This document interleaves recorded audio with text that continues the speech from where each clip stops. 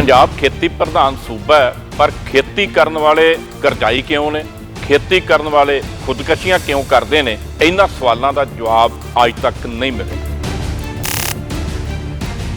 है तो बाकी स्टेटां भी बहुत करजाई ने, अपनी स्टेट जिहड़ी है करजे पक्षों काफ़ी अगे निकल चुकी है। 1 लाख प्रति व्यक्ति जब करजा होवे तो सरकार दी एक बड़ियां वित्ती मजबूरियां हो जांदियां ने। आपां जिन्ना मर्जी भी करना चाहिए नहीं कर पाਉਂਦੇ। ਸਾਡੇ ਕੋਲ ਦੂਜੀ ਆਪਸ਼ਨ ਕੀ ਹੈ ਕਿ ਕੇਂਦਰ ਦੀਆਂ ਸਕੀਮਾਂ ਦਾ ਲਾਹਾ ਲਿਆ ਜਾਵੇ। ਉਹਦੇ ਵਿੱਚ ਜਿਹੜੀ ਸਭ ਤੋਂ ਵੱਡੀ ਸਕੀਮ ਉਹ ਨਰੇਗਾ। तो इस तरह बहुत सारिया स्कीमां ने जिहड़े प्रोजैक्टां दे विच असीं बहुत पछड़े हुए हैं और असीं उहदा पूरा लाहा नहीं लै रहे। बाकी स्टेटां ये लाहा लैण 'च सातों बहुत अगे ने। साडे कोल 18 लाख तो प्लस दे लोग जिहड़े वो कार्ड होल्डर ने, 19 लाख के करीब है फिगर रौंग लोग। तो जदों असीं 300 के हिसाब नाल उन्हां नूं दिहाड़ी देईए तां साडे कोल लगभग 5700 करोड़ का प्रोजैक्ट है। सानूं अनाज टोरा कह के वड्याया गया, असीं चाई कणक झोना के चक्कर च पै रहे। आस करते हैं भी भगवंत मान की सरकार ने जिहड़ा कि खेती नीति बनानी है, हो सकता ये जिहड़े टोए ने ये किते पूरे जाण। पंजाब खेती प्रधान सूबा है, पर खेती करन वाले करजाई क्यों ने? खेती करन वाले खुदकशियां क्यों करते हैं? इन्हां सवालों का जवाब अज तक नहीं मिलिया। हुण भगवंत सिंह मान की सरकार ने एक बहुत वड्डा जिहड़ा खलार सी, पंजाब की कोई खेती नीति नहीं बनी सी, वो बनाउण दा उपराला कीता है। उहदे लई जिहड़े चिंतित जां माहर किसान ने उन्हां दे सुझाव लए जा रहे ने ते अज इसे बारे गल करांगे भी पंजाब दे किसान जिहड़े ने वो संकट विच क्यों ने, वो खेती तो डरदे क्यों ने। और इहदे संबंध विच अज इंजीनियर तरजिंदर सिंह जिहड़े उद्यमी किसान ने, और तुहानूं याद होऊगा ਤੁਹਾਨੂੰ ਇਹਨਾਂ ਦਾ ਇੱਕ ਬਾਗ ਵੀ ਦਿਖਾਇਆ ਸੀ, ਆੜੂਆਂ ਵਾਲਾ, ਲੀਚੀਆਂ ਵਾਲਾ, ਅੰਬ ਵੀ ਲੱਗੇ ਸੀ। ਔਰ ਇਹਨਾਂ ਨੇ ਦੱਸਿਆ ਸੀ ਵੀ ਕਿੰਨੀ ਕੁਦਰਤੀ ਢੰਗ ਨਾਲ ਉਹ ਖੇਤੀ ਕਰਕੇ ਤੇ ਕਿਰਸਾਨੀ ਕਰਦੇ ਨੇ, ਔਰ ਕਈਆਂ ਨੇ ਉਹਦੀ ਸੇਧ ਵੀ ਲਈ ਸੀ। ਤਰਜਿੰਦਰ ਜੀ ਸਤਿ ਸ਼੍ਰੀ ਅਕਾਲ। ਸਤਿ ਸ਼੍ਰੀ ਅਕਾਲ ਜੀ। ਸਮਰ ਨਿਊਜ਼ ਦੇ ਸਾਰੇ ਦਰਸ਼ਕਾਂ ਨੂੰ ਪਿਆਰ ਭਰੀ ਸਤਿ ਸ਼੍ਰੀ ਅਕਾਲ। ਮਿਹਰਬਾਨੀ ਜੀ। ਆਇਆਂ ਨੂੰ ਤਰਜਿੰਦਰ ਜੀ, ਜੋ ਜਾਣਕਾਰੀ ਮਿਲੀ ਹੈ ਵੀ ਜਿਹੜੀ ਖੇਤੀ ਨੀਤੀ ਬਣ ਰਹੀ ਹੈ ਉਹਦੇ ਡਿਟੇਲ 'ਚ ਤੁਸੀਂ ਵੀ ਆਪਣੇ ਸੁਝਾਅ ਦਿੱਤੇ ਨੇ, ਬੜੇ ਕਈ ਪੁਆਇੰਟ ਤੁਸੀਂ ਉਹਨਾਂ ਨੂੰ ਦੱਸੇ ਨੇ ਵੀ ਜੇ ਇਹਨਾਂ 'ਤੇ ਕੰਮ ਹੋ ਜੇ ਤੇ ਪੰਜਾਬ ਬਚ ਸਕਦਾ, ਪੰਜਾਬ ਮੁੜ ਖੇਤੀ ਪੱਖੋਂ ਜਿਹੜਾ ਪ੍ਰਫੁੱਲਤ ਹੋ ਸਕਦਾ। ਇੱਕ ਤੁਹਾਡਾ ਮੁੱਖ ਤੌਰ 'ਤੇ ਜੋ ਮੈਂ ਦੇਖ ਰਿਹਾ ਸੀ, ਜੋ ਤੁਸੀਂ ਲਿਖਿਆ, ਉਹਦੇ ਤੁਸੀਂ ਇਹ ਗੱਲ ਕਹੀ ਵੀ ਕੇਂਦਰੀ ਸਕੀਮਾਂ ਦੀ ਸੁਚੱਜੀ ਅਤੇ ਸੰਪੂਰਨ ਵਰਤੋਂ ਹੋਣੀ ਚਾਹੀਦੀ ਹੈ। ਇਹ ਕੀ ਨੁਕਤਾ? ਇਸ ਤਰ੍ਹਾਂ ਜੀ ਕਿ है तो बाकी स्टेटां भी बहुत करजाई ने, अपनी स्टेट जिहड़ी है करजे पक्षों काफ़ी अगे निकल चुकी है। 1 लाख प्रति व्यक्ति जब करजा होवे तो सरकार दी एक बड़ियां वित्ती मजबूरियां हो जांदियां ने। आपां जिन्ना मर्जी भी करना चाहिए नहीं कर पाਉਂਦੇ। ਤਾਂ ਜਿਹੜੀਆਂ ਕੇਂਦਰ ਦੀਆਂ ਸਕੀਮਾਂ ਨੇ ਉਹ ਵੀ ਤਾਂ ਆਫਟਰ ਆਲ ਸਾਡੀ ਮਨੀ ਹੈ, ਸਾਡੇ ਹੀ ਪੈਸੇ ਹੈ, ਸਾਡਾ ਹੀ ਫੰਡ ਹੈ ਜਿਹੜਾ ਕੇਂਦਰ ਦੀ ਸਰਕਾਰ ਕੋਲ ਹੈ। ਤਾਂ ਸਾਨੂੰ ਉਹਨਾਂ ਦਾ ਲਾਹਾ ਲੈਣਾ ਚਾਹੀਦਾ ਹੈ। ਮੇਰਾ ਇਹ ਬਿਲਕੁਲ ਪੱਕਾ ਯਕੀਨ ਹੈ ਕਿ ਅਸੀਂ ਕੇਂਦਰ ਦੀਆਂ ਸਾਰੀਆਂ ਸਕੀਮਾਂ ਦਾ ਪੂਰਾ ਲਾਹਾ ਨਹੀਂ ਲੈ ਰਹੇ। ਸਾਡੀ ਅਫਸਰਸ਼ਾਹੀ ਉਹਦੀਆਂ ਸ਼ਰਤਾਂ ਦੇ ਮੁਤਾਬਕ ਪ੍ਰੋਜੈਕਟ ਦੇਣ ਦੇ ਵਿੱਚ, ਉਹਨਾਂ ਦੀ ਸੁਚੱਜੀ ਵਰਤੋਂ ਕਰਨ ਦੇ ਵਿੱਚ ਬਹੁਤ ਪਛੜੀ ਹੋਈ ਹੈ, ਜਿਹਦਾ ਨਤੀਜਾ ਇਹ ਹੋ ਰਿਹਾ ਕਿ ਕਿਸਾਨੀ ਨੂੰ ਉਹਦਾ ਪੂਰਾ ਲਾਹਾ ਨਹੀਂ ਮਿਲ ਰਿਹਾ। ਤੁਹਾਡਾ ਮਤਲਬ ਜਿਹੜੀ ਪੰਜਾਬ ਦੀ ਅਫਸਰਸ਼ਾਹੀ ਹੈ, ਜਿਹੜੀਆਂ ਕੇਂਦਰੀ ਖੇਤੀ ਸਕੀਮਾਂ ਨੇ ਉਹਦੇ ਪ੍ਰੋਜੈਕਟ ਬਣਾਉਣ 'ਚ ਜਾਂ ਜੋ ਵੀ ਉਹਦੇ ਲੋੜੀਂਦੇ ਦਸਤਾਵੇਜ਼ ਤਿਆਰ ਕਰਨ 'ਚ ਪਛੜਨ ਕਰਕੇ ਹੀ ਵੱਡੇ ਪੱਧਰ 'ਤੇ ਉਹਨੂੰ ਲਾਗੂ ਨਹੀਂ ਕਰ ਸਕੇ। ਇਹ ਇੱਕ ਬਹੁਤ ਵੱਡਾ ਕਾਰਨ ਹੈ। ਇਕੱਲਾ ਇਹ ਕਾਰਨ ਨਹੀਂ ਹੈ, ਬਟ ਕਾਫੀ ਵੱਡਾ ਕਾਰਨ ਇਹੀ ਹੈ। ਹੁਣ ਜਿਸ ਤਰ੍ਹਾਂ ਮੈਂ ਜਿਹੜੀ ਆਪਣੇ ਸੁਝਾਅ ਦਿੱਤੇ ਹੈ, ਮੇਰੇ ਤੋਂ ਪਹਿਲਾਂ ਬਹੁਤ ਖੇਤੀ ਮਾਹਰ ਬੜੇ ਵਿਦਵਾਨ ਲੋਕਾਂ ਨੇ, ਡਾਕਟਰ ਜੌਹਲ, ਡਾਕਟਰ ਕਾਲਕਟ, ਕਿੰਨੇ ਮਾਹਰ ਲੋਕਾਂ ਨੇ ਜਿਹੜੇ ਹੈਗੇ ਡਾਇਵਰਸੀਫਿਕੇਸ਼ਨ ਦੇ ਆਪਣੀਆਂ ਪ੍ਰਪੋਜ਼ਲਾਂ ਦਿੱਤੀਆਂ ਹੋਈਆਂ ਨੇ। ਤਾਂ ਉਹ ਬੜੀ ਵੱਡੀ ਮਾਤਰਾ ਦੇ ਵਿੱਚ ਆਉਂਦੇ ਆ ਕਿ ਕਿਸਾਨ ਕਣਕ ਝੋਨਾ ਲਾਉਣਾ ਤਾਂ ਹਟ ਸਕਦਾ, ਉਹਨੂੰ ਵੀ ਇੰਨੇ ਪੈਸੇ ਦੀ ਕਮਾਈ ਹੋਰ ਦੇ ਦਿਓ, ਇੰਨੇ ਪੈਸੇ ਨਗਦ ਦੇ ਦਿਓ, ਇੰਨੇ ਪੈਸੇ ਇਹ ਦੇ ਦਿਓ। ਤਾਂ ਜਦ ਉਹਨੇ ਪੈਸੇ ਸਰਕਾਰ ਕੋਲ ਨਹੀਂ ਹੋਣਗੇ, ਨਹੀਂ ਦਿੱਤੇ ਜਾ ਸਕਣਗੇ, ਤੇ ਇਹਦਾ ਮਤਲਬ ਇਹ ਹੋਇਆ ਕਿ ਉਹ ਗੱਲ ਉੱਥੇ ਮਜਬੂਰੀ ਨਾਲ ਇੰਪਲੀਮੈਂਟ ਨਹੀਂ ਹੋਊਗੀ। ਇਸ ਕਰਕੇ ਮੈਂ ਇੱਕ ਜਿਹੜਾ ਇਹ ਸੁਝਾਅ ਇੱਕ ਅਲੱਗ ਕਿਸਮ ਦਾ ਸੁਝਾਅ ਇਹ ਦਿੱਤਾ ਸੀ ਕਿ ਜੇ ਅਸੀਂ ਸਾਡੇ ਕੋਲ ਦੂਜੀ ਆਪਸ਼ਨ ਕੀ ਹੈ ਕਿ ਕੇਂਦਰ ਦੀਆਂ ਸਕੀਮਾਂ ਦਾ ਲਾਹਾ ਲਿਆ ਜਾਵੇ। ਉਹਦੇ ਵਿੱਚ ਜਿਹੜੀ ਸਭ ਤੋਂ ਵੱਡੀ ਸਕੀਮ ਉਹ ਨਰੇਗਾ। ਠੀਕ ਹੈ। ਇਸੇ ਤਰ੍ਹਾਂ ਜਿਹੜੀਆਂ ਹੋਰ ਸਕੀਮਾਂ ਨੇ ਉਹਦੇ ਚ ਕੈਚ ਦੀ ਰੇਨ ਹੈਗਾ ਇੱਕ ਸਕੀਮ ਹੈਗੀ ਆ, ਪਰ ਡ੍ਰੌਪ ਮੋਰ ਕ੍ਰੌਪ ਦੀ ਸਕੀਮ ਹੈਗੀ ਆ, ਇੱਕ ਵਾਟਰਸ਼ੈਡ ਮੈਨੇਜਮੈਂਟ IWMP ਦੀ ਸਕੀਮ ਹੈਗੀ ਆ। ਸੋ ਇਸ ਤਰ੍ਹਾਂ ਬਹੁਤ ਸਾਰੀਆਂ ਸਕੀਮਾਂ ਨੇ ਜਿਹੜੇ ਪ੍ਰੋਜੈਕਟਾਂ ਦੇ ਵਿੱਚ ਅਸੀਂ ਬਹੁਤ ਪਛੜੇ ਹੋਏ ਹਾਂ ਔਰ ਅਸੀਂ ਉਹਦਾ ਪੂਰਾ ਲਾਹਾ ਨਹੀਂ ਲੈ ਰਹੇ। ਬਾਕੀ ਸਟੇਟਾਂ ਇਹ ਲਾਹਾ ਲੈਣ 'ਚ ਸਾਥੋਂ ਬਹੁਤ ਅੱਗੇ ਨੇ। ਓਕੇ, ਤੇ ਇਹਦੇ 'ਚ ਤੁਸੀਂ ਖਾਸ ਕੋਈ ਸਕੀਮ ਦਾ ਜ਼ਿਕਰ ਵੀ ਕੀਤਾ ਵੀ ਜਿਹੜੀ ਇੰਪਲੀਮੈਂਟ ਨਹੀਂ ਹੋਈ ਤੇ ਸਟੇਟ ਨੂੰ ਨੁਕਸਾਨ ਹੋਇਆ? ਇਹ ਜਿਹੜੀ ਇੱਕ ਸਭ ਤੋਂ ਜਿਹੜੀ ਵੱਡੀ ਸਕੀਮ ਹੈ ਔਰ ਜਿਹੜੀ ਮਸ਼ਹੂਰ ਸਕੀਮ ਹੈ ਜਿਹਦੇ ਬਾਰੇ ਕਾਫੀ ਲੋਕ ਚੇਤਨ ਨੇ ਜੀ, ਉਹ ਨਰੇਗਾ ਹੈ। ਠੀਕ ਹੈ। ਤਾਂ ਨਰੇਗਾ ਦੇ ਵਿੱਚ ਦੋ ਕਿਸਮ ਦਾ ਰੁਜ਼ਗਾਰ ਹੈ। ਇੱਕ ਤਾਂ ਹੈਗਾ ਕਿ ਕੰਮ ਕਰੋ, ਦਿਹਾੜੀ ਲਾਓ ਤੇ ਘਰ ਜਾਓ। ਬਿਲਕੁਲ। ਦੂਸਰਾ ਹੈਗਾ ਕਿ ਤੁਸੀਂ ਉਹਦੇ ਨਾਲ ਕੁਝ ਇਸ ਤਰ੍ਹਾਂ ਦੇ ਡਿਊਰੇਬਲ ਐਸੈਟ, ਕੋਈ ਹੰਢਣਸਾਰ ਟਿਕਾਊ ਢਾਂਚੇ ਖੜੇ ਕਰ ਲਓ। ਪਸ਼ੂਆਂ ਦਾ ਢਾਂਚਾ ਹੋ ਗਿਆ, ਬੱਕਰੀਆਂ ਪਾਲਣ ਦਾ ਸ਼ੈੱਡ ਹੋ ਗਿਆ, ਫਿਸ਼ਰੀ ਪੌਂਡ ਹੋ ਗਿਆ। ਹਾਂ, ਮੈਂ ਬਹੁਤ ਡਿਟੇਲ ਦਿੱਤੀ ਆ। ਔਰ ਇਹ ਜਦੋਂ ਅਸੀਂ ਇਹਨੂੰ ਕਰਦੇ ਹਾਂ ਤਾਂ ਉਹਦੇ ਵਿੱਚ ਇੱਕ ਸਕੀਮ ਦੇ ਵਿੱਚ ਹੀ ਇੱਕ ਪ੍ਰਿੰਟ ਕੀਤੀ ਹੋਈ ਆ ਉਹਨਾਂ ਨੇ 260 ਕੰਮਾਂ ਦੀ ਇੱਕ ਲਿਸਟ ਬਣਾਈ ਹੋਈ। ਮੈਂ ਪੁੱਛਣਾ ਤੁਸੀਂ ਆਏ ਗਏ ਉੱਥੇ? ਹਾਂ, ਉਹ ਬੜਾ ਅਹਿਮ ਹੈ। ਹਾਂਜੀ, ਤਾਂ ਜਦੋਂ ਅਸੀਂ ਉਹ 260 ਕੰਮਾਂ ਦਾ ਜਦੋਂ ਐਨਾਲਿਸਿਸ ਕਰਦੇ ਹਾਂ ਜੀ, ਜੇ ਉਹਦੀ ਤੁਹਾਨੂੰ ਥੋੜੀ ਜਿਹੀ ਝਾਤ ਪਾਵਾਂ ਤਾਂ ਤੁਸੀਂ ਬਹੁਤ ਹੈਰਾਨ ਹੋਵੋਗੇ ਕਿ ਇੰਨਾ ਕੁਝ ਹੈ। Animal shed repair and maintenance ਦੇ 12 ਕੰਮ ਨੇ ਜੀ। ਓਕੇ। ਸੋਇਲ ਹੈਲਥ ਨਾਲ ਰਿਲੇਟਡ 7 ਕੰਮ ਨੇ ਜੀ। ਆਲ ਵੈਦਰ ਰੋਡ ਕਨੈਕਟੀਵਿਟੀ, ਤਾਂ ਕਿ ਅਸੀਂ ਮੰਡੀ ਤੱਕ ਆਪਦਾ ਖੇਤਾਂ 'ਚੋਂ ਮੰਡੀ ਕਰਨ ਵਾਸਤੇ ਲਿਜਾ ਸਕੀਏ, ਜਿਹਦੇ ਵਾਸਤੇ RDF ਪਹਿਲਾਂ ਬੜਾ ਮਸ਼ਹੂਰ ਕੀਤਾ ਜਾਂਦਾ ਸੀ, ਉਹਦੇ 7 ਕੰਮ ਨੇ ਜੀ। ਫਿਸ਼ ਯਾਰਡ ਦੇ 3 ਕੰਮ ਨੇ। ਫੂਡ ਗ੍ਰੇਨ ਸਟੋਰੇਜ, ਕਿਸਾਨੀ ਅੰਦੋਲਨ ਚੱਲਿਆ ਕਿ ਅਸੀਂ ਭੰਡਾਰਨ ਪ੍ਰਾਈਵੇਟ ਹੱਥਾਂ 'ਚ ਨਹੀਂ ਜਾਣ ਦੇਣਾ।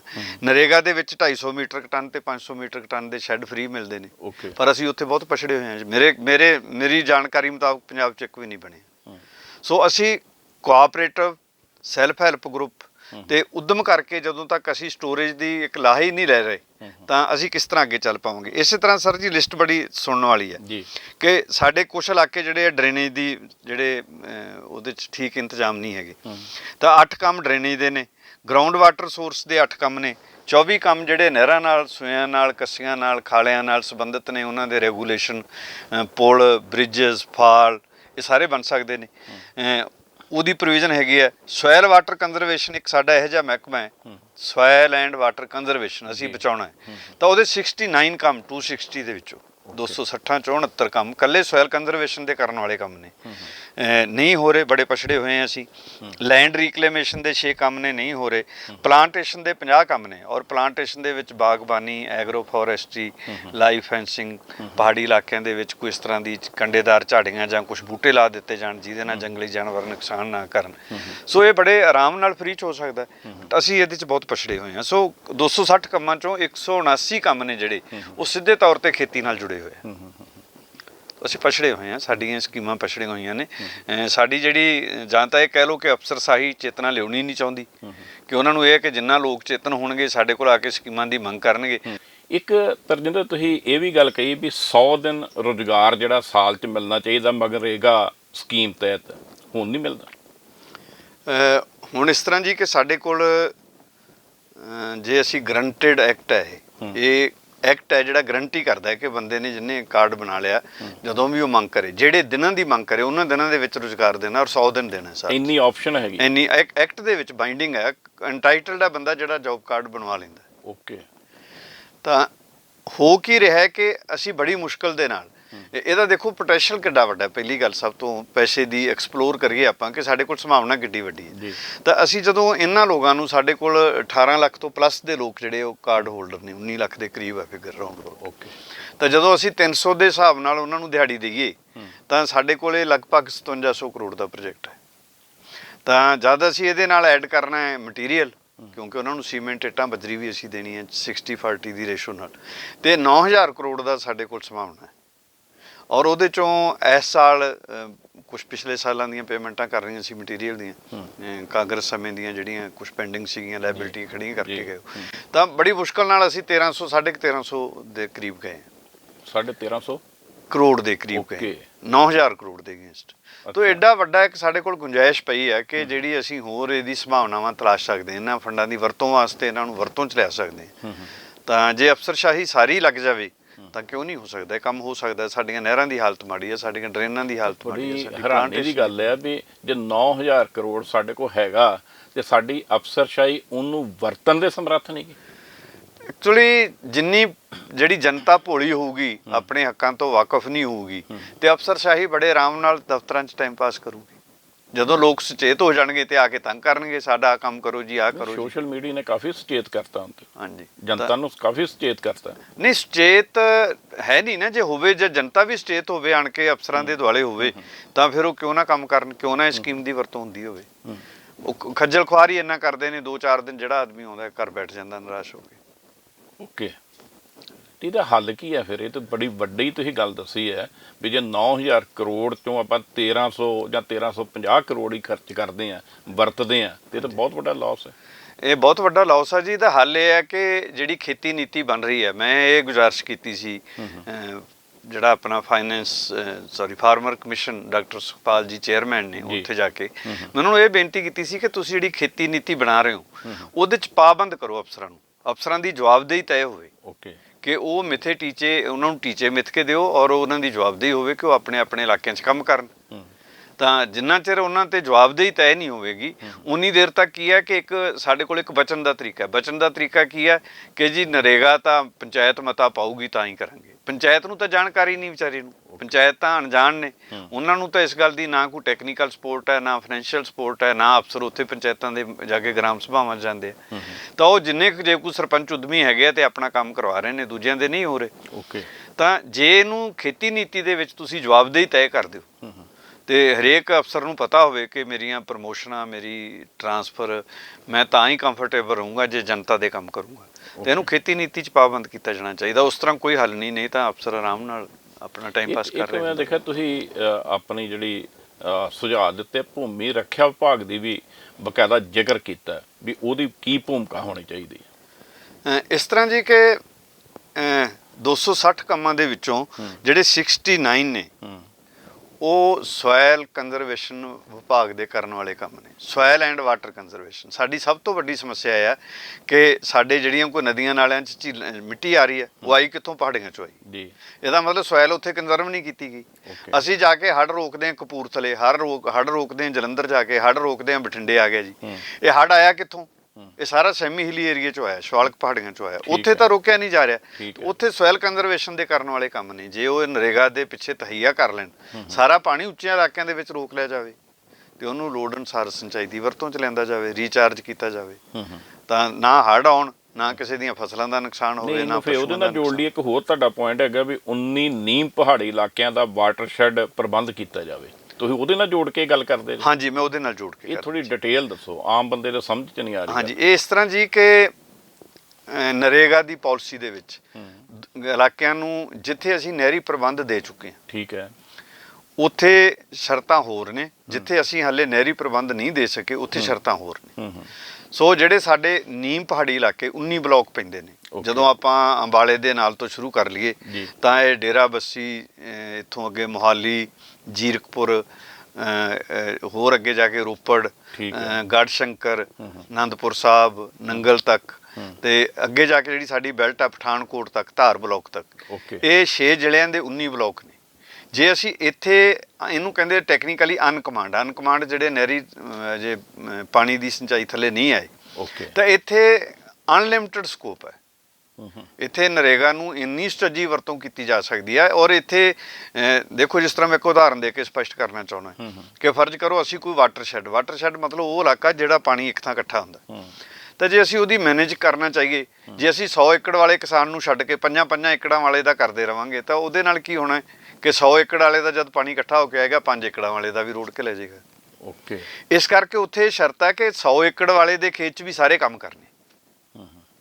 ਸੋ ਉੱਥੇ ਲੈਂਡ ਜਿਹੜੀ ਲਿਮਿਟ ਆਇਆ, ਜਿਹੜੀ ਖੇਤ 5 ਏਕੜ ਵਾਲੀ ਛੋਟੇ ਕਿਸਾਨ ਵਾਲੀ ਜਿਹੜੀ ਸ਼ਰਤ ਆ, ਉੱਥੇ ਨਹੀਂ ਲੱਗਦੀ ਜਦੋਂ ਅਸੀਂ ਵਾਟਰਸ਼ੈਡ ਦਾ ਕੰਮ ਕਰਨਾ।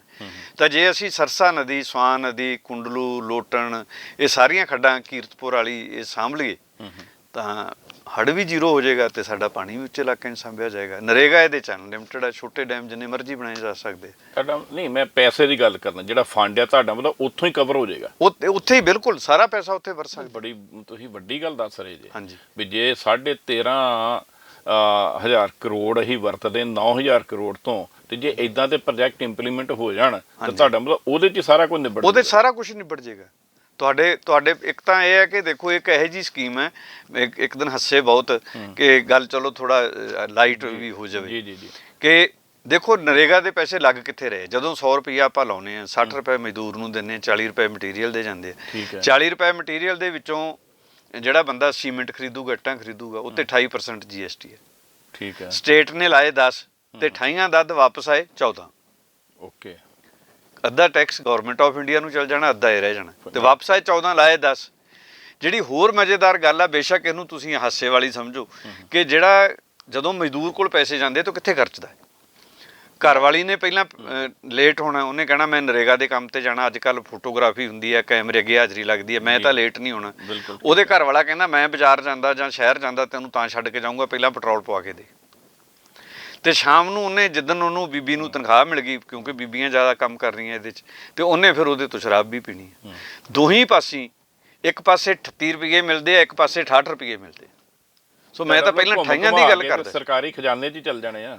ਪਹਿਲਾਂ ਤਾਂ ਮੈਂ 28 ਦੀ ਗੱਲ ਕੀਤੀ ਸੀ ਕਿ 14 ਵਾਪਸ ਆਏ, 38 ਚੋਂ 19 ਵਾਪਸ ਆਏ, 68 ਚੋਂ 34 ਵਾਪਸ ਆਏ। ਤਾਂ ਇਹਦੇ ਨਾਲ ਜਿਹੜੀ ਸਾਡੀ ਸਾਰੀ ਇਕਨੋਮੀ ਹੈ ਉਹ ਇੱਕ ਉਹਦੇ 'ਚ ਇੱਕ ਮੋਮੈਂਟਮ ਸਾਈਕਲ ਬਣਦਾ। ਓਕੇ। ਤਾਂ ਇਹਨੂੰ ਅਸੀਂ ਜਿੰਨਾ ਵੱਧ ਬਣਾ ਲਾਂਗੇ ਉਨਾ ਸਾਡੀ ਸਟੇਟ ਦੀ ਪ੍ਰੋਸਪੈਰਿਟੀ, ਗਰੀਬ ਕੋਲ ਪੈਸਾ ਜਾਊਗਾ, ਆਪਦੀਆਂ ਲੋੜਾਂ ਪੂਰੀਆਂ ਕਰੂਗਾ। ਸੋ ਇੱਕ ਤਾਂ ਅਸੀਂ ਜਿਹੜਾ ਹੁਣ ਫਾਰਮਰ ਕਮਿਸ਼ਨ ਆ, ਉਹਦੇ ਕੋਲ ਦੋਵੇਂ ਹੀ ਕੰਮ ਨੇ। ਇੱਕ ਤਾਂ ਉਹ ਫਾਰਮਰਸ ਦਾ ਕਮਿਸ਼ਨ ਆ, ਇੱਕ ਉਹ ਖੇਤ ਮਜ਼ਦੂਰਾਂ ਦਾ ਵੀ ਕਮਿਸ਼ਨ। ਓਕੇ। ਤਾਂ ਮਜ਼ਦੂਰਾਂ ਕੋਲ ਜਿਹੜੀ ਮੈਕਨਾਈਜ਼ਡ ਐਗਰੀਕਲਚਰ ਦੇ ਵਿੱਚ ਜਿਹੜਾ ਰੁਜ਼ਗਾਰ ਦਾ ਸਕੋਪ ਆ, ਉਹ ਤਾਂ ਸਿਰਫ ਨਰੇਗਾ ਹੀ ਰਹਿ ਗਿਆ।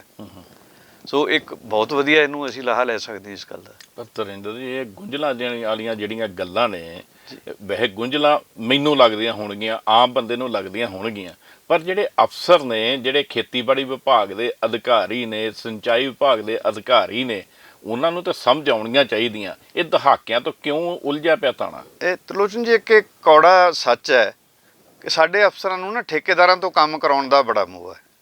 ਉਹ ਸਿੱਧਾ ਹੀ ਕੰਮ ਹੈ ਨਾ, ਫਿਰ ਸਿੱਧਾ ਜੀ, ਬਿਲਕੁਲ ਸੁੱਕਾ ਕੰਮ ਹੈ। ਨਾ ਹਿੰਗ ਲੱਗੇ, ਨਾ ਫਟਕੜੀ, ਨਾ ਬਾਹਰ ਤੀਜੇ ਬੰਦੇ ਕੋਲ ਗੱਲ ਜਾਵੇ। ਬਿਲਕੁਲ ਠੀਕ ਹੈ। ਤੇ ਇਹ ਨਰੇਗਾ ਦੇ ਤਾਂ ਖਾਤੇ 'ਚ ਪੈਸੇ ਮੋਟੇ ਹੁੰਦੇ, ਹਾਂ, ਮਜ਼ਦੂਰ ਦੇ ਖਾਤੇ 'ਚ ਪੈਸੇ ਚਲੇ ਜਾਂਦੇ ਨੇ, ਹਨਾ। ਕੀ ਕਰ ਲੂਗਾ ਬੰਦਾ ਉੱਥੇ?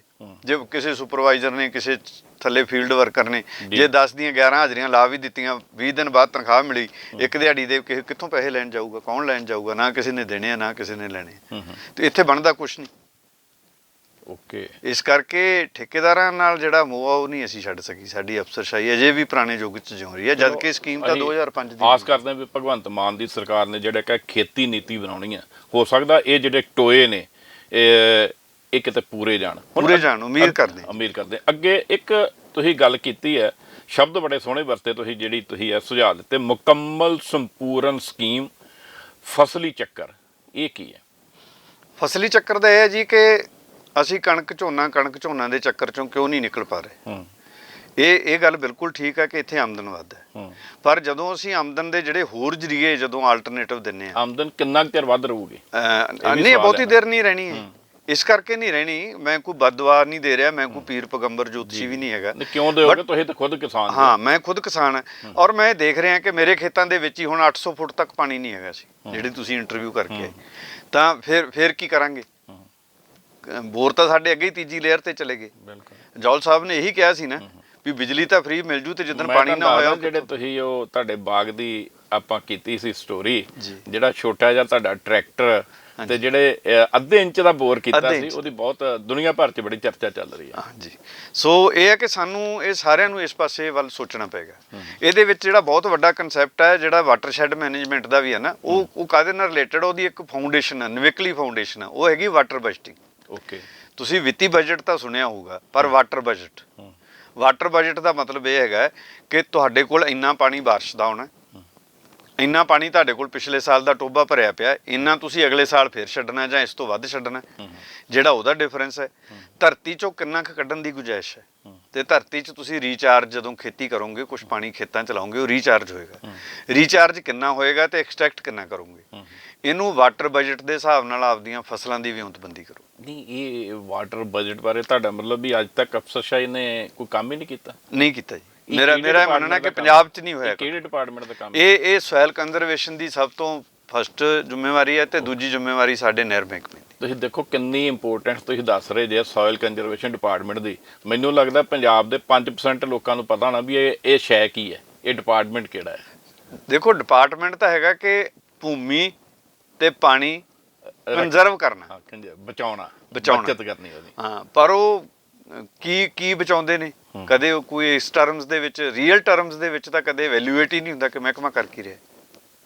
ਦੇਖੋ ਬੜਾ ਸੀਰੀਅਸ ਗੱਲ ਆ, ਜਿਹੜੇ ਉਸ ਡਿਪਾਰਟਮੈਂਟ 'ਚ ਇੰਜੀਨੀਅਰ ਵਿਗਿਆਨੀ ਹੋਣਗੇ ਉਹਨਾਂ ਦਾ ਤਾਂ ਕੰਮ ਹੀ ਇਹੀ ਹੈ ਨਾ। ਹਾਂਜੀ ਹਾਂਜੀ, ਹਾਂ ਬਿਲਕੁਲ ਜੀ। 12 ਮਹੀਨੇ ਕੰਮ ਹੀ ਇਹੀ ਕਰਨਾ ਨਾ। ਹਾਂ ਬਿਲਕੁਲ ਇਹੀ ਜੀ। ਪਰ ਖਬਰਾਂ 'ਚ ਮੈਂ ਦੇਖਿਆ ਕਦੀ ਪਰ ਡਿਪਾਰਟਮੈਂਟ, ਖਬਰਾਂ ਦੇ ਵਿੱਚ ਤਾਂ ਜੀ ਕੀ ਕਹੀਏ ਹੁਣ, ਕਿ ਉਹ ਮਹਿਕਮਾ ਤਾਂ ਸਿਰਫ ਪਾਈਪਾਂ ਦੀ ਸਬਸਿਡੀ ਦੁਆਲੇ ਘੁੰਮੀ ਜਾਂਦਾ ਹੈ ਕਿ ਡ੍ਰਿਪ ਇਰੀਗੇਸ਼ਨ ਦੀ ਸਬਸਿਡੀ ਦੇ ਦਿਓ ਜੀ, ਦੱਬੀਆਂ ਹੋਈਆਂ ਪਾਈਪਾਂ ਦੀ ਸਬਸਿਡੀ ਦੇ ਦਿਓ। ਡ੍ਰਿਪ ਬਚਾਉਣਾ ਜ਼ਰੂਰੀ ਹੈ, ਤੇ ਜਿਹੜਾ ਸਾਡਾ ਅਰਬਾਂ ਲੀਟਰ ਹਰ ਵਾਰੀ ਹੜ੍ਹ ਦੇ ਰੂਪ 'ਚ ਵਹਿ ਜਾਂਦਾ ਉਧਰ ਧਿਆਨ ਨਹੀਂ ਹੈ। ਉਹਦਾ ਕੋਈ ਹਿਸਾਬ ਕਿਤਾਬ ਵੀ ਨਹੀਂ। ਇੱਕ ਤੁਸੀਂ ਤਰਿੰਦਰ ਜੀ ਇਹ ਗੱਲ ਕਹੀ ਵੀ ਕੁਦਰਤੀ ਖੇਤੀ, ਪੌਸ਼ਟਿਕ ਆਹਾਰ, ਤੰਦਰੁਸਤ ਜੀਵਨ ਤੇ ਵਾਤਾਵਰਨ ਸੰਭਾਲ, ਇਹਦੀ ਬੜੀ ਡਿਟੇਲ ਦੱਸੀ ਹੈ, ਇਹ ਥੋੜਾ ਵਿਸਤਾਰ ਚ ਇਹਦੀ ਇਹ ਬਹੁਤੀ ਗੁੰਝਲਦਾਰ ਗੱਲ ਨਹੀਂ। ਗੱਲ ਬੜੀ ਸੌਖੀ ਹੈ ਕਿ ਸਾਨੂੰ ਅਨਾਜ ਕਟੋਰਾ ਕਹਿ ਕੇ ਵਡਿਆਇਆ ਗਿਆ, ਅਸੀਂ ਚਾਈ ਕਣਕ ਝੋਨਾ ਦੇ ਚੱਕਰ 'ਚ ਪੈ ਰਹੇ। ਵਡਿਆਈ ਵੀ ਮਿਲਦੀ ਹੈ, ਪੈਸੇ ਵੀ ਬਣਦੇ ਜੀ। ਹੁਣ ਜਿਹੜਾ ਬਹੁਤ ਵੱਡਾ ਮਾਰਜਨ ਆ, ਪ੍ਰੋਫਿਟ ਹੈ, ਉਹ ਹੁਣ ਉਤਪਾਦਨ 'ਚ ਨਹੀਂ ਹੈ, ਉਹ ਹੈਗਾ ਭੋਜਨ ਤਿਆਰ ਕਰਨ 'ਚ। ਇਹ ਜਿਹੜਾ ਅੰਨ ਕਟੋਰਾ ਨਾ, ਇਹਨੂੰ ਹੁਣ ਪੌਸ਼ਟਿਕ ਟਿਫਨ ਬਣਨਾ ਪਊਗਾ। ਓਕੇ, ਪੌਸ਼ਟਿਕ ਟਿਫਨ। ਤੁਹਾਨੂੰ ਜੇ ਕਿੰਨੀ ਇੱਕ ਵਧੀਆ ਇਨਫਰਾਸਟ੍ਰਕਚਰ ਬਣ ਗਿਆ, ਚਲੋ ਬੇਸ਼ੱਕ ਇਸ ਵਿਉਂਤ ਨਾਲ ਨਹੀਂ ਬਣਿਆ ਕਿ ਤੁਹਾਡੇ ਕੋਲ 5 ਹਵਾਈ ਅੱਡੇ ਆ, ਜੇ 3 ਵੀ ਕਾਰਗੋ ਉੱਡਣ ਤੇ ਸ਼ਾਮ ਨੂੰ 15 ਹਵਾਈ ਜਹਾਜ਼ ਦੇ ਤੁਹਾਡੇ ਜਿਹੜੇ ਕਾਰਗੋ ਆ, ਜੇ ਉਹ ਟਿਫਨ ਲੈ ਕੇ ਉੱਡਣ ਤੇ ਸਾਰੇ ਇੰਡੀਆ ਨੂੰ ਤਾਂ ਤੁਸੀਂ ਸ਼ਾਮ ਨੂੰ ਹੋਟਲਾਂ ਦੇ ਵਿੱਚ ਖਾਣਾ ਪਹੁੰਚਾ ਸਕਦੇ ਹੋ। ਤੁਹਾਡੇ ਕੋਲ ਭੋਜਨ ਦਾ ਰਾ ਮਟੀਰੀਅਲ, ਕਣਕ, ਚਾਵਲ, ਦੁੱਧ, ਇਹ ਸਾਰਾ ਕੁਝ ਮੌਜੂਦ ਹੈ, ਤਾਂ ਤੁਸੀਂ ਭੋਜਨ ਤਿਆਰ ਕਰਕੇ ਕਿਉਂ ਨਹੀਂ ਸਾਰੇ ਥਾਵਾਂ ਤੇ ਪਹੁੰਚਾ ਸਕਦੇ? ਪਰ ਇਹ ਲੀਹ ਤੇ ਪਾਊ ਕੌਣ, ਅਗਵਾਈ ਕੌਣ ਕਰੂ? ਇਹ ਅਗਵਾਈ ਤਾਂ ਸਰਕਾਰੀ ਸਪੋਰਟ ਨਾਲ ਹੀ ਹੋਊਗੀ ਜੀ। ਸਰਕਾਰ ਦੀ ਸਪੋਰਟ ਤੋਂ ਬਿਨਾਂ, ਸਰਕਾਰ ਦੀ ਵਿਉਂਤਬੰਦੀ ਤੋਂ ਬਿਨਾਂ ਤੁਹਾਨੂੰ ਈ ਮਾਰਕੀਟਿੰਗ 'ਚ ਜਾਣਾ ਪਊਗਾ। ਤੁਹਾਨੂੰ ਕੱਲੇ ਪਿੰਡ ਦੇ ਵਿੱਚ ਇੱਕ ਕਿਸਾਨ ਹੱਟ ਬਣਾਉਣੇ ਪੈਣਗੇ, ਨਰੇਗਾ 'ਚ ਬਣ ਸਕਦੇ ਆ, ਇਹ ਪੈਸੇ ਦੀ ਵੀ ਕੋਈ ਦਿੱਕਤ ਨਹੀਂ ਹੈਗੀ। ਤੁਹਾਨੂੰ ਜਿਹੜੇ ਹੈਗੇ ਸੈਲਫ ਹੈਲਪ ਗਰੁੱਪ ਬਣਾਉਣੇ ਪੈਣਗੇ ਜਿਹੜੇ ਇਹਨਾਂ ਦੇ ਲਈ ਜਾਣ, ਔਰ ਜਿਹੜੇ ਜਿਹੜੀ ਪੰਜਾਬ ਸਰਕਾਰ ਆ ਉਹ ਤੁਹਾਡੀ ਹੈਂਡ ਹੋਲਡਿੰਗ ਕਰੇ ਕਿ ਤੁਹਾਡੀ ਮਾਰਕੀਟਿੰਗ ਕਿੱਥੇ ਹੋਣੀ। ਜਿੰਨਾ ਚਿਰ ਇਸ ਪਾਸੇ ਨਹੀਂ ਜਾਵਾਂਗੇ, ਉਤਪਾਦਨ ਇੱਕ ਲਿਮਿਟ ਤੇ ਅਸੀਂ ਮਤਲਬ ਸਿੱਧੇ ਤੌਰ ਤੇ ਫੂਡ ਪ੍ਰੋਸੈਸਿੰਗ ਦੀ ਗੱਲ ਕਰ ਰਹੇ। ਫੂਡ ਪ੍ਰੋਸੈਸਿੰਗ ਦੀ ਗੱਲ ਹੈ, ਔਰ ਉਹ ਫੂਡ ਪ੍ਰੋਸੈਸਿੰਗ ਕੱਲੀ ਗੱਲਾਂ ਨਾਲ ਨਹੀਂ ਹੋਣੀ। ਹਰ ਘਰ ਫੂਡ ਤਾਂ ਪ੍ਰੋਸੈਸ ਕਰ ਹੀ ਰਿਹਾ ਆਪਦੇ ਜੋਗਾ, ਉਹਨੂੰ ਕਮਰਸ਼ੀਅਲ ਲੈਵਲ ਤੇ ਲੈ ਕੇ ਜਾਓ, ਉਹਦੀ ਮਾਰਕੀਟਿੰਗ 'ਚ ਲੈ ਕੇ ਜਾਓ। ਈ ਮਾਰਕੀਟਿੰਗ ਹੋਵੇ, ਤੁਹਾਡੇ ਕੋਲ ਆਰਡਰ ਬੁੱਕ ਹੋਣ ਐਡਵਾਂਸ 'ਚ, ਔਰ ਤੁਹਾਡੇ ਕੋਲ ਹੋਟਲਾਂ ਦੇ ਜਿੱਥੇ ਵੀ ਕੰਜ਼ੰਪਸ਼ਨ ਹੈਗੀ ਆ ਉੱਥੇ ਦੇ ਆਰਡਰ ਹੋਣ, ਔਰ ਪੰਜਾਬ ਸਰਕਾਰ ਦਾ ਜਿਹੜਾ ਮਹਿਕਮੇ ਨੇ ਕੰਸਰਨਡ ਹੋ ਇਹਨਾਂ ਤੇ ਕੰਮ ਕਰਨ। ਪਰ ਇਹ ਬੜੀ ਵੱਡੀ ਸਮੱਸਿਆ ਵੀ ਪੰਜਾਬੀਆਂ ਦਾ ਜਿਹੜਾ ਸੁਭਾਅ ਆ, ਉਹ ਕਹਿੰਦੇ ਵੀ ਅਸੀਂ ਹਲਵਾਈ ਥੋੜ੍ਹਾ ਬਣਨਾ, ਵੀ ਇਹ ਦਾਲ ਬਣਾ ਕੇ, ਪਨੀਰ ਬਣਾ ਕੇ, ਅਸੀਂ ਚਾਵਲ ਬਣਾ ਕੇ ਤੇ ਵੇਚੀਏ। ਇੱਕ ਇੱਦਾਂ ਦਾ ਕੰਸੈਪਟ ਜਿਹੜਾ ਸਾਈਕੀ ਆ ਸਾਡੀ, ਲੱਗਦਾ ਨਹੀਂ ਵੀ ਫੂਡ ਪ੍ਰੋਸੈਸਿੰਗ 'ਚ ਰੋੜਾ ਬਣ ਰਹੀ ਹੈ? ਨਹੀਂ, ਇਸ ਤਰ੍ਹਾਂ ਦੀ ਕੋਈ ਗੱਲ ਨਹੀਂ। ਇਹਦਾ ਇੱਕ ਪੋਜ਼ਿਟਿਵ ਪੱਖ ਵੀ ਹੈਗਾ, ਉਹ ਹੈਗਾ ਕਿ ਅਸੀਂ ਗੁਰਦੁਆਰਿਆਂ ਦੇ ਵਿੱਚ ਲੰਗਰ ਤਿਆਰ ਕਰਦੇ ਹਾਂ ਨਾ, ਸਾਨੂੰ ਲੰਗਰ ਤਿਆਰ ਕਰਦਿਆਂ ਤਾਂ ਨਹੀਂ ਮਹਿਸੂਸ ਹੁੰਦਾ ਕਿ ਅਸੀਂ ਹੁਣ ਭੋਜਨ ਤਿਆਰ ਕਰੀਏ। ਉਹ ਤਾਂ ਸੇਵਾ ਮੰਨੀ ਜਾਂਦੀ ਨਾ, ਤੇ ਇਹ ਵੀ ਸੇਵਾ ਹੈ। ਇਹ ਆਪਾਂ ਆਪਦੇ ਭਾਰਤ ਦੇ ਲੋਕਾਂ ਦਾ ਢਿੱਡ ਭਰਨਾ ਹੈ। ਅਸੀਂ ਵੈਸੇ ਵੀ ਕਣਕ ਚਾਵਲ ਭੇਜ ਹੀ ਰਹੇ ਹਾਂ ਨਾ, ਤੇ ਉਹਨੂੰ ਦੁੱਧ ਵੀ ਭਾਰਤ ਦੇ ਲੋਕਾਂ ਦਾ ਕੀ ਆਪਣੀਆਂ ਜੇਬਾਂ ਭਰਨੀਆਂ ਉਹਦੇ ਨਾਲ? ਨਹੀਂ, ਦੋਨੋਂ ਹੀ ਆ, ਪੁੰਨ ਵੀ ਆ, ਫਲੀਆਂ ਵੀ ਆ ਜੀ। ਕਿਉਂਕਿ ਜਿਹੜਾ ਉਤਪਾਦਨ ਹੈ, ਤੁਸੀਂ ਕਣਕ ਝੋਨਾ ਵੇਚਣਾ 20-22 ਰੁਪਏ ਕਿਲੋ, ਤੇ ਜੇ ਤੁਸੀਂ ਉਹਦੇ ਤੋਂ ਤਿਆਰ ਕੀਤਾ ਭੋਜਨ ਵੇਚੋਗੇ ਤੇ ਉਹੀ ਤੁਹਾਡਾ 250-300 ਰੁਪਏ ਕਿਲੋ ਵਿਕਣਾ। ਸੋ ਮਾਰਜਨ ਤਾਂ ਸਾਰਾ ਫੂਡ ਪ੍ਰੋਸੈਸਿੰਗ 'ਚ ਪਿਆ। ਓਕੇ, ਕਾਰਪੋਰੇਟ ਇਸੇ ਕਰਕੇ ਇਸ ਗੱਲ ਨੂੰ ਉਤਾਵਲਾ ਨਾ, ਤੇ ਅਸੀਂ ਮਾਰ ਖਾ ਰਹੇ ਹਾਂ। ਅਸੀਂ ਇੱਕ ਪਾਸਿਓਂ ਤੇ ਇਹ ਚਾਹੁੰਦੇ ਹਾਂ ਕਿ ਉਹ ਨਾ ਆਉਣ, ਤੇ ਦੂਜੇ ਪਾਸਿਓਂ ਅਸੀਂ ਖੁਦ ਜੇ ਕੁਝ ਨਹੀਂ ਕਰਾਂਗੇ ਤਾਂ ਇਹ ਵੈਕਿਊਮ ਹੈ ਜਿਹੜਾ, ਖਾਲੀ ਜਗ੍ਹਾ ਕਿੰਨੀ ਕੁ ਦੇਰ ਰਹੂਗੀ? ਤੁਹਾਡਾ ਕਹਿਣ ਦਾ ਭਾਵ ਵੀ ਆਲੂ ਕੱਚੇ ਜਿਹੜੇ ਉਹ ਤੇ ਸੜਕ ਤੇ ਰੁਲਦੇ ਆ, ਤੇ ਜਦੋਂ ਕੋਈ ਚਿਪਸ ਬਣਾ ਲਏ ਤੇ ਉਹ ਅਰਬਾਂ ਕਰੋੜਾਂ ਤੱਕ ਪਹੁੰਚ ਜਾਂਦਾ। ਅਰਬਾਂ ਕਰੋੜਾਂ ਤੱਕ, ਉਹੀ ਗੱਲ ਹੈ। ਹਾਂਜੀ ਹਾਂਜੀ, ਬਿਲਕੁਲ। ਇੱਕ ਜਿਹੜੀ ਗੱਲ ਤੁਸੀਂ ਦੱਸੀ, ਇਹ ਵੈਸੇ ਤਾਂ ਸਾਰੇ ਡਿਪਾਰਟਮੈਂਟਾਂ ਦਾ ਇਸ਼ੂ ਆ, ਭਾਵੇਂ ਇੰਡਸਟਰੀ ਹੋਵੇ, ਭਾਵੇਂ ਚਲੋ ਖੇਤੀਬਾੜੀ ਆ ਗਏ, ਹੋਰ ਕੋਈ ਡਿਪਾਰਟਮੈਂਟ ਹੋਵੇ, ਵਿੰਗ ਹੋਵੇ, ਵੀ ਸਿੰਗਲ ਵਿੰਡੋ। ਤੁਹਾਡਾ ਕਹਿੰਦਾ ਵੀ ਕਿਸਾਨੀ ਜਿੰਨਾ ਪ੍ਰੋਸੈਸ ਹੈ, ਜਿੰਨਾ ਕਿਸਾਨੀ ਨਾਲ ਜੁੜਿਆ ਮਾਮਲਾ ਹੈ, ਇਹ ਸਿੰਗਲ ਵਿੰਡੋ ਹੋਣਾ ਚਾਹੀਦਾ। ਹਾਂਜੀ ਹਾਂ, ਇਹ ਬਹੁਤ ਵੱਡਾ ਫੈਕਟਰ ਹੈ ਜੀ, ਜਿਹਨੂੰ ਅਸੀਂ ਉਦੋਂ ਪਤਾ ਲੱਗਦਾ ਜਦੋਂ ਅਸੀਂ ਡਿਵਰਸੀਫਿਕੇਸ਼ਨ 'ਚ ਜਾਂਦੇ ਹਾਂ। ਹੁਣ ਫਰਜ਼ ਕਰੋ ਤੁਸੀਂ ਕੁਦਰਤੀ ਖੇਤੀ ਕਰਨ ਲੱਗੇ। ਕੁਦਰਤੀ ਖੇਤੀ ਦਾ ਇੱਕ ਸਿਧਾਂਤ ਇਹ ਹੈ ਕਿ ਬਨਸਪਤੀ ਜੀਵਾਂ ਨੂੰ ਪਾਲੇ ਔਰ ਜੀਵ ਬਨਸਪਤੀ ਨੂੰ ਪਾਲਣ। ਡਾਇਵਰਸ ਬਨਸਪਤੀ ਹੋਵੇ, ਡਾਇਵਰਸ ਹੀ ਜੀਵ ਜੰਤੂ ਹੋਣ, ਵਿਭਿੰਨਤਾ। ਉਹਦੇ ਨਾਲ ਕੰਪਲੀਟ ਸਾਈਕਲ ਕੁਦਰਤ ਦਾ ਇੱਕ ਚੱਲੇ, ਜਿਹਨੂੰ ਆਪਾਂ ਕਹਿੰਦੇ ਸੀ ਖੇਤੀ ਉੱਤਮ ਹੈ, ਖੇਤੀ ਧਰਮ ਹੈ। ਤਾਂ ਇਹ ਸਾਰੇ ਲਿੰਕ ਜਦੋਂ ਅਸੀਂ ਰਿਵਾਈਵ ਕਰਦੇ ਹਾਂ, ਤਾਂ ਸਾਨੂੰ ਸਮਝ ਆਉਂਦੀ ਹੈ ਕਿ ਤੁਹਾਡੇ ਕੋਲ ਵੰਨ ਸੁਵੰਨੇ ਦਰਖਤ ਚਾਹੀਦੇ ਆ। ਹੁਣ ਫਰਜ਼ ਕਰੋ ਜਿਹੜਾ ਤੁਸੀਂ ਬਾਗ ਦੇਖ ਕੇ ਆਏ ਹੋ, ਜੇ ਤਾਂ ਆਪਾਂ ਉੱਥੇ ਨਾਸ਼ਪਾਤੀ ਦੇ ਜੀ ਪੱਤੇ ਲਾਲ ਜਿਹੇ ਹੋਣ ਲੱਗ ਜਾਂਦੇ ਆ, ਉਹ ਇੱਕ ਤਰ੍ਹਾਂ ਨਾਲ ਉਹ ਵਾਇਰਸ ਹੈ, ਤਾਂ ਉਹਦੇ ਲਈ ਤਾਂ ਜੀ ਕਹਿੰਦੇ ਇਹਨਾਂ ਦਾ ਸੈਂਟਰ ਹੈਗਾ ਜੀ ਪਠਾਨਕੋਟ। ਜੇ ਅਮਰੂਦਾਂ ਦੀ ਕੋਈ ਬਿਮਾਰੀ ਆ ਜਾਵੇ ਤਾਂ ਕਹਿੰਦੇ ਜੀ ਸੈਂਟਰ ਹੈਗਾ ਸਾਡਾ ਪਟਿਆਲੇ। ਓਕੇ। ਜੇ ਕੋਈ ਨਿੰਬੂ ਜਾਤੀ ਦੇ ਮੁਸ਼ਕਲ ਆ ਜਾਵੇ ਤੇ ਕਹਿੰਦੇ ਜੀ ਜਾਂ ਹੁਸ਼ਿਆਰਪੁਰ ਜਾਓ ਜਾਂ ਗਿੱਦੜਬਾਏ ਜਾਓ। ਜੇ ਮੁਰਗੀਆਂ ਬਿਮਾਰ ਹੋ ਗਈਆਂ ਤੇ ਕਹਿੰਦੇ ਜੀ ਗੜਵਾਸੂ ਕੋਲ ਜਾਓ। ਜੇ ਰਾਤ ਨੂੰ ਨੀਲ ਗਾਈਆਂ ਆ ਗਈਆਂ ਜੀ ਤਾਂ ਕਹਿੰਦੇ ਜੀ ਸਾਡੀ ਨੰਗਲ ਵਾਈਲਡ ਲਾਈਫ ਡਿਵੀਜ਼ਨ ਉੱਥੇ ਜਾਓ ਜੀ। ਓਕੇ। ਤਾਂ ਮਤਲਬ ਇੱਕ ਕਿਸਾਨ ਇੰਨੇ ਥਾਵਾਂ ਤੇ ਕਿਵੇਂ ਜਾ ਸਕਦਾ ਹੈ? ਕੋਈ ਗਾਈਆਂ ਨੂੰ ਲੰਪੀ ਸਕਿਨ ਦੀ ਫਾਰ ਬਿਮਾਰੀ ਆ ਐਗਜ਼ਾਮਪਲ ਗਈ, ਜਿਵੇਂ ਤੁਸੀਂ 4 ਫਰੂਟ ਲਾਏ ਨੇ ਆਪਣੇ ਬਾਗ 'ਚ, ਚਾਰਾਂ ਦੀ ਕੋਈ ਪ੍ਰੋਬਲਮ ਆ ਗਈ ਵੀ ਤੁਹਾਨੂੰ ਪਠਾਨਕੋਟ, ਹੁਸ਼ਿਆਰਪੁਰ ਤੇ ਇਹ ਸਾਰਿਆਂ ਥਾਵਾਂ ਦੇ ਤੁਹਾਨੂੰ ਰਾਉਂਡ ਲਾਉਣੇ ਪੈਣਗੇ। ਤਾਂ ਅਲਟੀਮੇਟਲੀ ਕੀ ਹੋਊਗਾ ਕਿ ਜਾਂ ਤਾਂ ਬੰਦਾ ਭਾਣਾ ਮੰਨ ਕੇ ਚੁੱਪ ਕਰਕੇ ਬੈਠ ਜਾਊਗਾ, ਉਹਦੇ ਲਈ ਡਿਪਾਰਟਮੈਂਟ ਹੋਏ ਜਾਂ ਨਾ ਹੋਏ, ਕੀ ਲੈਣਾ ਉਹਨੇ।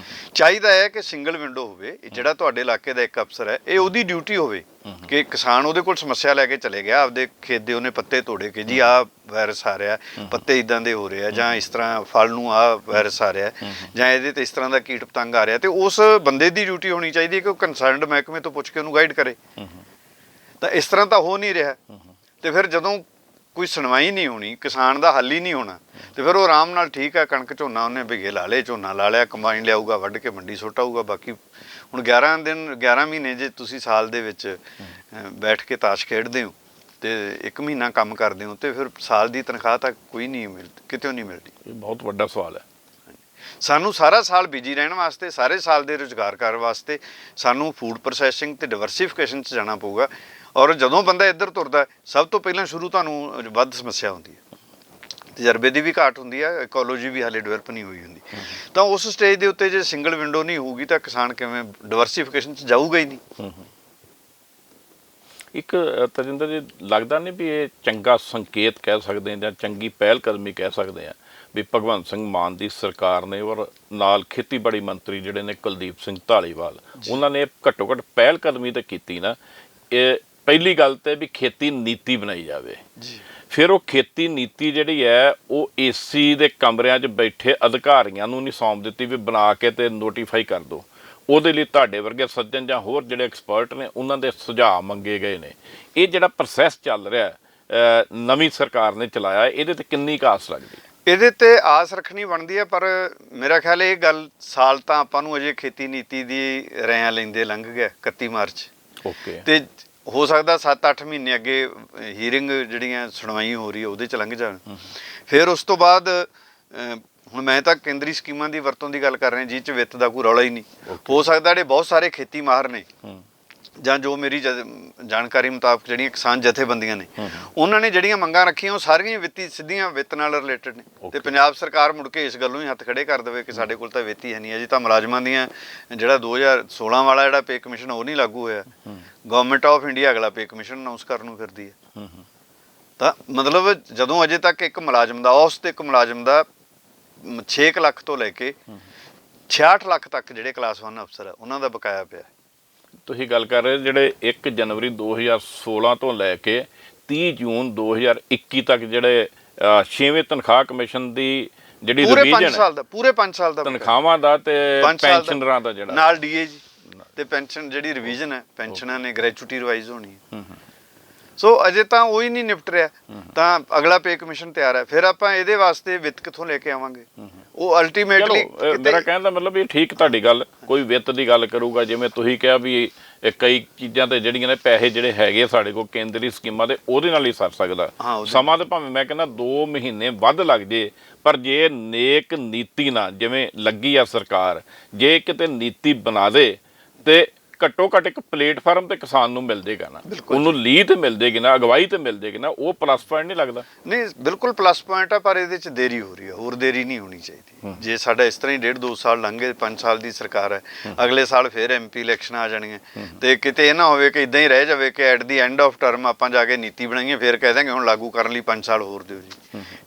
ਇੰਨੀ ਗੁੰਜਾਇਸ਼ ਇਸ ਰਫਤਾਰ ਜਿਹੜੀ ਇਹਦੀ ਤੇਜ਼ ਕਰਨ ਦੀ ਲੋੜ ਹੈ। ਸੋ ਬਹੁਤ ਮਿਹਰਬਾਨੀ, ਤੁਸੀਂ ਸੁਣਿਆ। ਇਸੇ ਤਰ੍ਹਾਂ ਹੀ ਯਤਨ ਕਰਾਂਗੇ ਵੀ ਜਿਹੜੇ ਹੋਰ ਵੱਡੇ ਕਿਸਾਨ ਆਗੂ ਨੇ ਜਾਂ ਕਿਸਾਨ ਮਾਹਰ ਨੇ ਜਿਨ੍ਹਾਂ ਨੇ ਪੰਜਾਬ ਸਰਕਾਰ ਨੂੰ ਆਪਣੇ ਸੁਝਾਅ ਦਿੱਤੇ ਨੇ ਖੇਤੀ ਨੀਤੀ ਬਣਾਉਣ ਲਈ, ਉਹ ਤੁਹਾਡੇ ਰੂਬਰੂ ਕਰਦੇ ਰਹੀਏ ਤੇ ਤੁਹਾਨੂੰ ਖੇਤੀ ਬਾਰੇ ਇਸੇ ਤਰ੍ਹਾਂ ਅਗਵਾਈ ਦਿੰਦੇ ਰਹੀਏ।